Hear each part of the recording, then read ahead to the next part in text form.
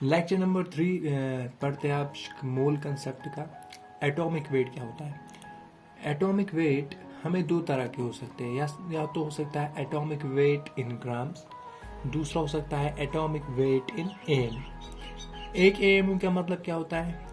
वो होता है 1/12 of weight of one atom of carbon 12। Suppose अगर मैंने 12 ग्राम कार्बन के लिए, इसका मतलब होता है 1 मोल। कैसे? जैसे कि एटॉमिक, क्योंकि गिवन वेट हमारे पास 12 है और कार्बन का एटॉमिक वेट भी कितना है 12, तो वहां से हमें आएगा 1 मोल। 1 मोल का मतलब हम ये भी लिख सकते हैं, क्या 12 ग्राम में Na एटम्स होंगे?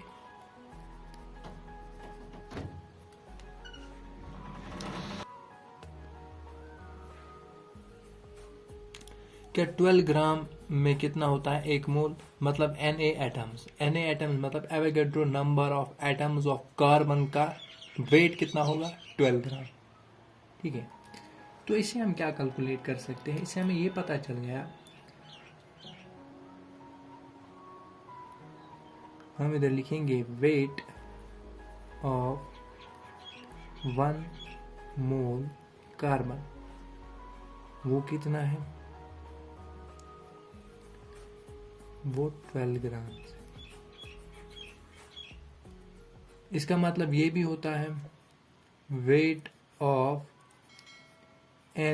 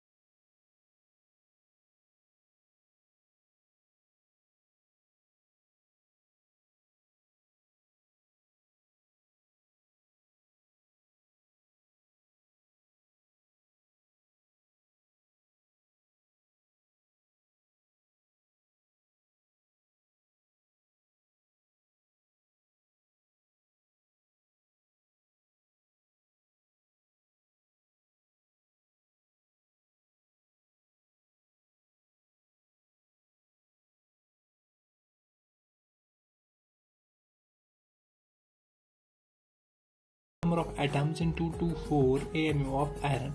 आयरन का हमें पता है, एक आयरन का जो एटॉमिक वेट होता है वो 56 AMU होता है। वही मैंने यहाँ पे लिखा, मैंने लिखा 56 AMU का मतलब होता है एक एटम। तो 224 AMU का कितना होगा? वो होगा 1/56 इंटू 224। वो हमारे पास जो आंसर है वो 4 एटम्स ऑफ Fe होगा। अब नेक्स्ट टॉपिक पे चलते हैं। STP और NTP क्या होता है? STP का मतलब होता है standard temperature and pressure.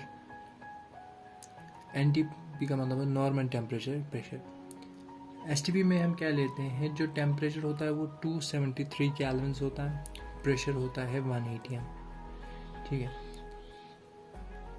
NTP क्या होता है? NTP अगर आपको NTP की कंडीशन नहीं दी गई होती तब हम क्या मानते हैं कि जो STP है और NTP हो वो सेम ही होता है। यानी हम NTP की कंडीशन अगर नहीं दी होती है तो हम मानते हैं कि NTP is equal to STP। यानी NTP में भी टेम्परेचर हमारे पास 273 केल्विन आएगा, प्रेशर क्या आएगा 1 atm। STP से हम ये समझ सकते हैं कि अगर हम कोई भी गैस लेंगे, उसका 1 मोल लेंगे, उसका जो वॉल्यूम होगा STP पर वो 22.4 लीटर्स होगा। देखो कैसे।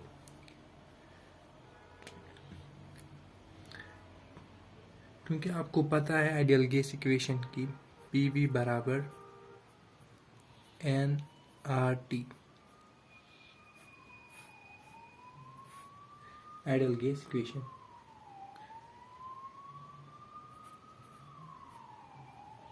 Volume of 1 mole of any gas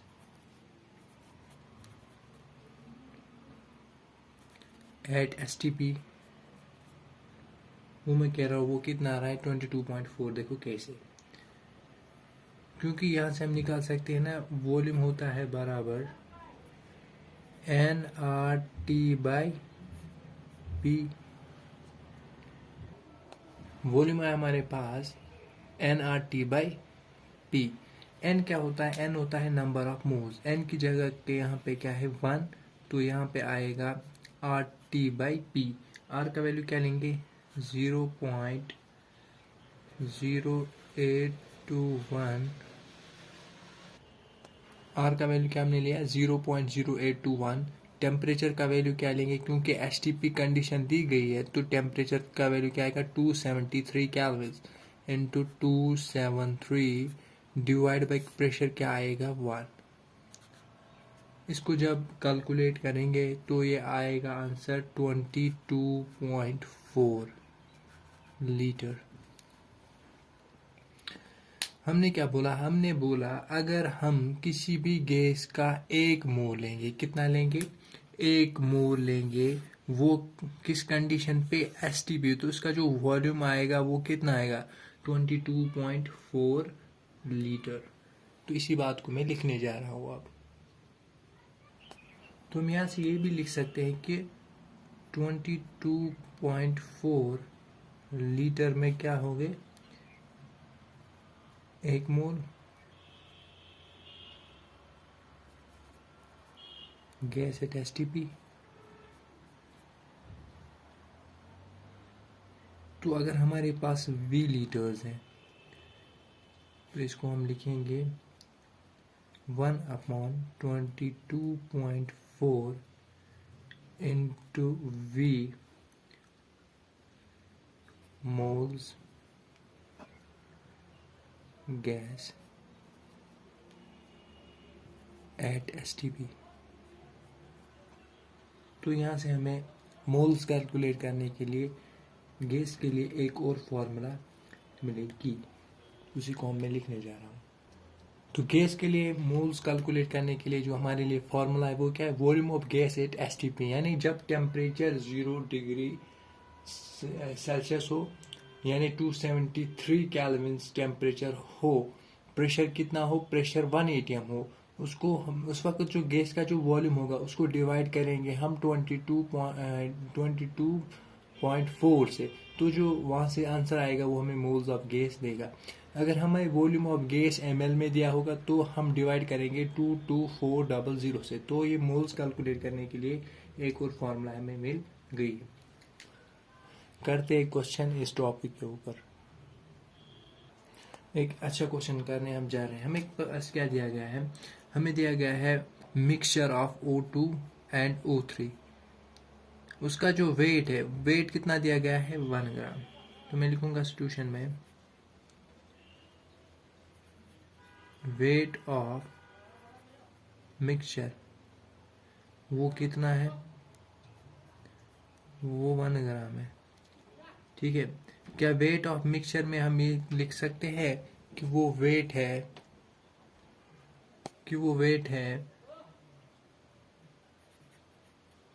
weight of O2 plus, ये जो वेट ऑफ मिक्सचर क्या है, it is the weight of O2 plus wait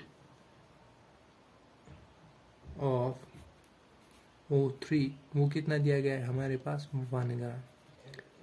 weight of O2 का जो वॉल्यूम है, इसका जो वॉल्यूम है वो मैं लूंगा यहाँ पे V। कितना लूंगा V। यहाँ पे लिखेंगे हम वेट ऑफ O2 किसके बराबर आएगा, वेट ऑफ O2 हमारे पास आएगा V डिवाइडेड बाय, क्योंकि यहाँ पे mls में दिया गया है, वॉल्यूम को यहाँ पे मैं mls में ही लूंगा।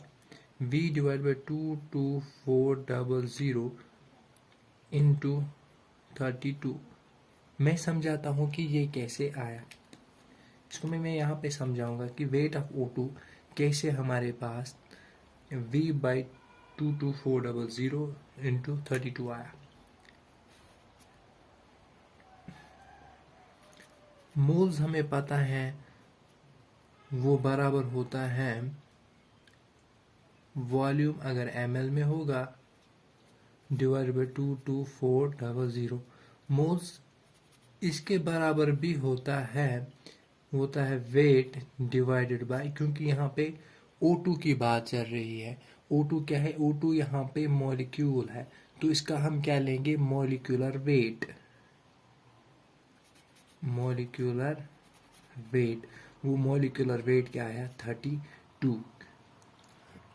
यहाँ से हमने क्या लिया V बाई ये, और इसको मल्टीप्लाई करके क्या हमें यहाँ पे मिला वेट ऑफ ऑक्सीजन। क्या मिल गया यहाँ पे हमें वेट ऑफ ऑक्सीजन। इसी तरह क्या मैं ये भी लिख सकता हूँ कि वेट ऑफ O3 क्या होगा, वेट ऑफ O3 होगा वॉल्यूम, यानी वो आएगा 600 माइनस V, क्योंकि टोटल वॉल्यूम कितना है मिक्सचर का 600 ml। O2 का हमने एज्यूम किया है वहां पे कितना है V ml, तो 600 माइनस V O3 का होगा डिवाइडेड बाई 22400 इंटू इसका मॉलिक्यूलर वेट, तो मॉलिक्यूलर वेट O3 का 48 आया। वो हमें क्वेश्चन में टोटल वेट ऑफ मिक्सचर कितना दिया गया है 1 ग्राम।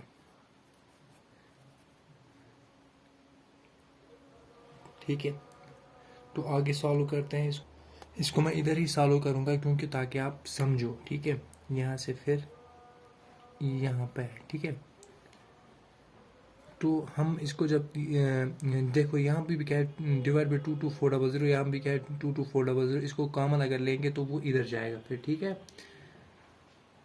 तो मैं लिखूंगा 32 V प्लस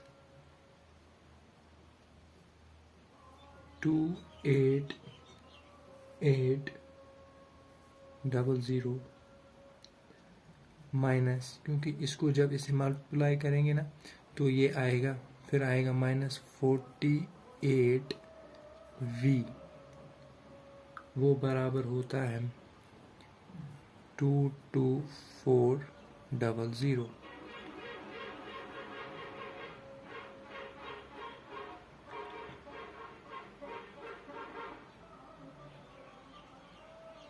तो इधर आएगा माइनस 16V, वो बराबर आएगा किसके 6400 माइनस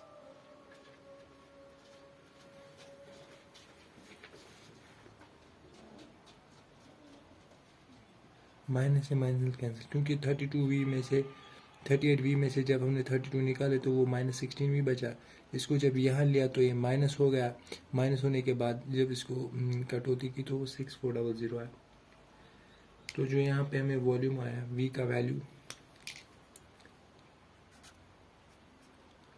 का वैल्यू हमें 400 ml मिला।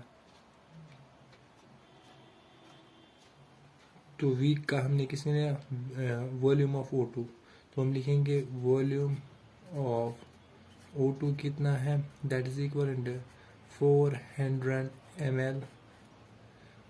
वॉल्यूम ऑफ O3 कितना है, 200 ml, क्योंकि टोटल वॉल्यूम मिक्सचर का कितना था, 600 ml। थैंक यू गाइस, आज के लेक्चर के लिए लाइक शेयर सब्सक्राइब ज़रूर करना। ओके।